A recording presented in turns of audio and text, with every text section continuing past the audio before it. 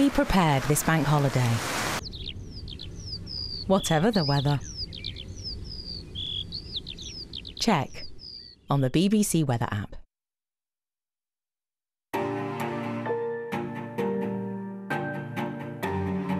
Are we ready, yeah? We should have stood up to him then. What is happening now is the turning point. It's exploitation and abuse. So this for us was a question of the integrity of Scottish justice. I'm giving 4 autistic people the chance to bring their experiences to life. You've got a voice. Press red to watch now on BBC iPlayer.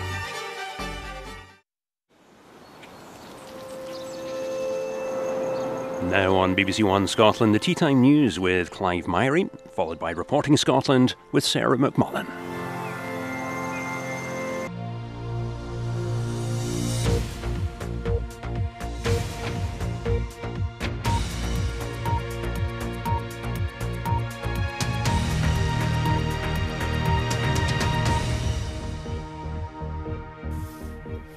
Good afternoon to you. The authorities at the port of Dover say they're trying to clear long queues of people caught in delays heading for the continent over Easter.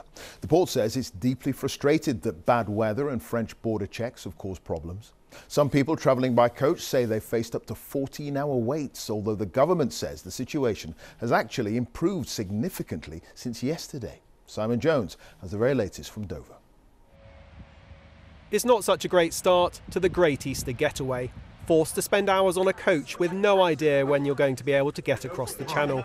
OK guys, should we just carry on with the karaoke? This driver from Nottingham is trying to keep the spirits of his passengers up as they face missing a day on the slopes in the French Alps. So we've been here 4.5 hours waiting. We've had our coaches in front of us have been waiting more than 12 hours. So I have no idea how long we're going to be here. It could be for another 12 hours. I don't know. The police have been doing what they can to stop Dover snarling up, but lorries and cars have been getting caught in the chaos too. Well, we're meant to be going to Italy ultimately, but we booked into a hotel in France this evening, but I don't know if we're going to make it now. Well, it's going to be a long one, I think. Yeah, we're going to be here for a while, but it's okay, it's holiday. So what's causing this? It's being blamed on a perfect storm of huge numbers of people wanting to travel, bad weather yesterday causing delays to the ferries, and according to the port, new checks introduced after Brexit, meaning all coach passengers have to get out of the vehicle to have their passports checked and stamped by the French authorities. Lorries were forced to queue on the outskirts of Dover last night. Questions are now being asked about why this has happened again, just like last Easter.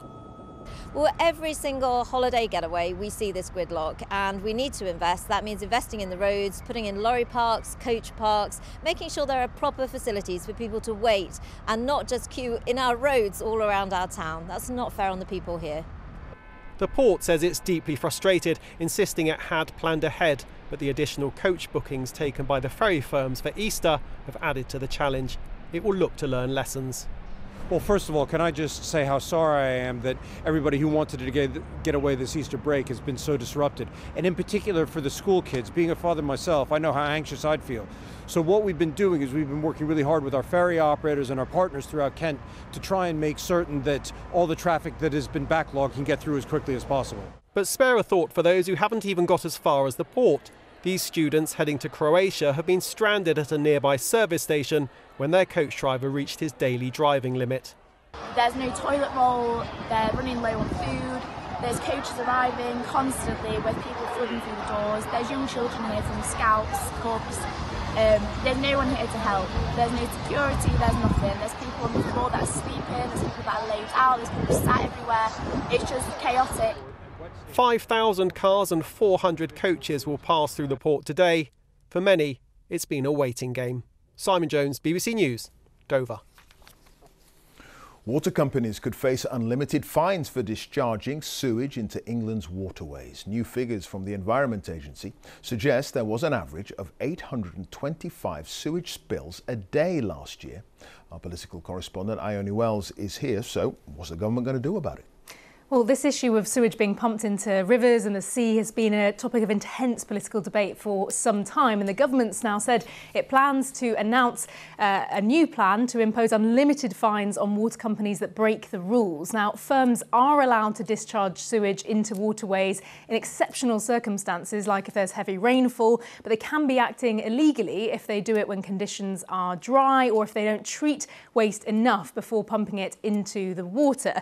Now, the Environment Secretary Therese Coffey says these higher fines will be ring-fenced and reinvested back into rivers and streams that need investment. But why are the government doing this now? Well, I think they will be conscious that local elections in England are coming up in May, and this is going to be a topic that comes up on the doorstep. Other parties have been keen to stress they think that water companies need to face more accountability. So Labour have said that there should be mandatory monitoring of these sewage outlets and automatic fines. The Lib Dems say Therese Coffey, the Environment Secretary, should resign. The Green Party have said that they think water companies should be renationalised. So I think as all parties are vying for votes coming up in May, we're going to hear a lot more about their different plans for this issue. Indeed. OK. Ione, thank you. Ione Wells there. Millions of people are facing more pressure on their finances from today as the cost of a number of household bills jumps again. Council taxes, water rates and some mobile phone costs are going up. Coletta Smith has that story. Good morning, Vincent. Catherine's got 5 children and little Vince is the youngest. Her partner works full-time, but they've struggled with bills and are already in arrears on council tax. I'm trying my best to pay it, but obviously with 5 children it's a bit difficult. I'd like to know why the council are charging more for council tax. It is a big increase this year. The Chancellor has changed the rules to allow councils in England to increase taxes by as much as 5%, and almost all areas are opting for that biggest possible rise. To save, check the discounts in your area. Often that's a single person's discount or for people with disabilities, and people on certain types of benefits can often claim an extra support fund too. And don't forget, you will save money if you're able to pay by direct debit.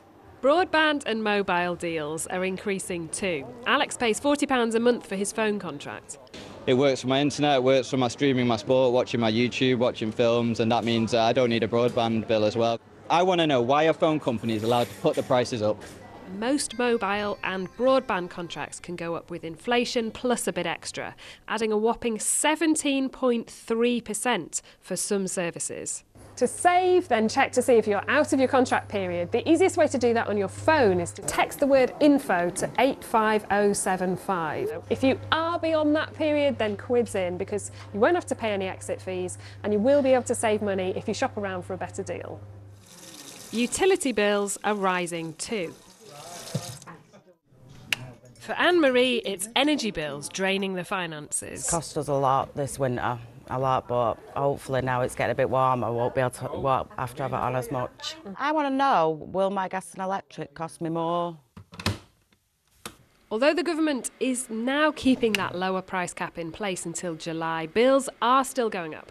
That's because standing charges are increasing in lots of areas and the monthly £67 government top-up has stopped, while water bills are rising by an average of 7.5%. For customers like Anne-Marie, who are on a prepayment meter, they may benefit as some companies are reducing prices for gas and electricity from the start of April.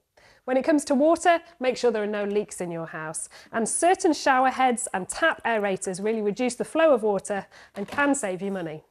The good news is that lots of people's incomes are increasing in April too. The minimum wage is going up by 9.7% and most working age benefits and pensions will all jump by 10.1%. Coletta Smith, BBC News in Middleton. Pope Francis has joked that he's still alive after leaving hospital in Rome. The 86-year-old was admitted for 3 days with breathing difficulties, later diagnosed as bronchitis. He will now lead Mass on Palm Sunday, the beginning of Easter week. At least 10 people have died after severe weather hit several parts of the United States. Among the worst affected areas was Arkansas, where powerful tornadoes killed 4 people and injured 20 others. Here's Sancha Berg. Dozens of storms and tornadoes left a trail of destruction.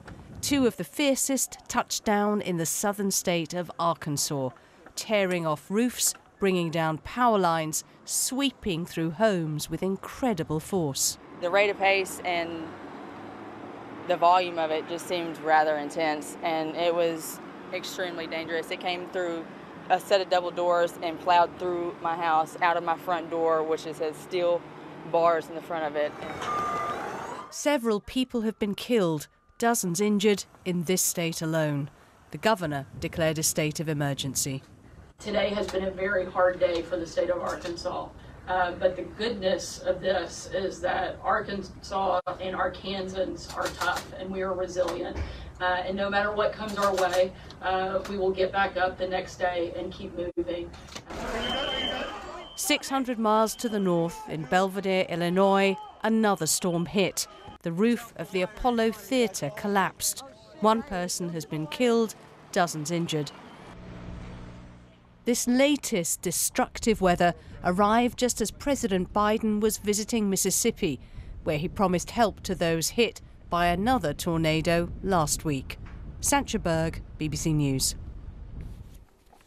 Scotland's first undisputed boxing world champion, Ken Buchanan, has died. He was 77. He became the lightweight world champion in 1970 and was inducted into the International Boxing Hall of Fame in 2000.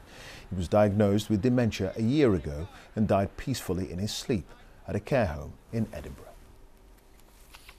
The BBC's launched a new education programme for children in Afghanistan who aren't able to go to school. The weekly half-hour show will go out on the newly launched BBC News Afghanistan channel. It's aimed at children aged 11 to 16, including girls whose secondary education has now been stopped by the ruling Taliban. Arsenal remain 8 points clear at the top of the Premier League with a 4-1 win over Leeds. Manchester City had earlier thrashed Liverpool 4-1 to keep the pressure on the league leaders. Ben Croucher has all the details. Whatever the allegiance, wherever the title may end up, after the international pause, the Premier League returned with a treat. Manchester City Liverpool in modern times has become a title decider. But whilst Liverpool may not be in this year's race, they could still have a big say. No Haaland, no problem. Not when they'd found the key to unlock Liverpool's defence. Their top scorer may have been absent, but you'd not have known it. This was a... That's it. I'll be back with the late news at 10, now on BBC One. Time for all the news where you are. Bye for now.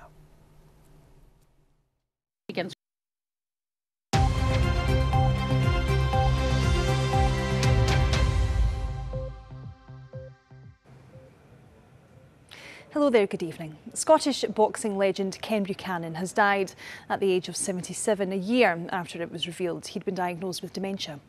Alistair Lamont looks back now at the career of Scotland's first undisputed world champion. Born in Edinburgh in 1945,